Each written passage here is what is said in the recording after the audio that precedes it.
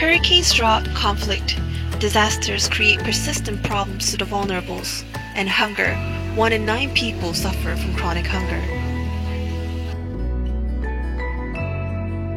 Food Aid International is a global humanitarian IRS, International Revenue Service, and a non-profit organization that has joined the fight against poverty and hunger.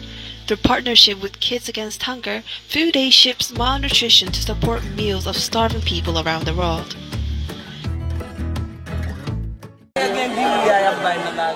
They hardly buy from me because they're giving out so much free rice. Food is one of the most urgent needs in a humanitarian crisis. That when donors bring in food, those who make a living growing and selling food can suffer. Brooke Isham directs the Food for Peace program at the U.S. Agency for International Development. There is a risk, definitely, and we are very aware of that, and that is why we are always looking at the impact of food aid on local markets and whether it is depressing prices in those markets.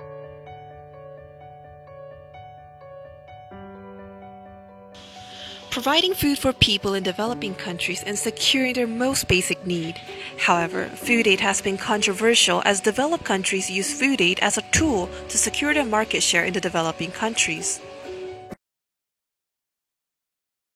What in those days were called burdensome surpluses of food. So food aid was first and foremost a mechanism to get rid of those surpluses. Dependency theory is based on the premise that a range of countries, especially in the developing world, lack the ability to control major aspects of their economic life, because of the dominance of developed societies in the world economy. Developed countries disposed the surplus of production and gave it as aid to the developing countries.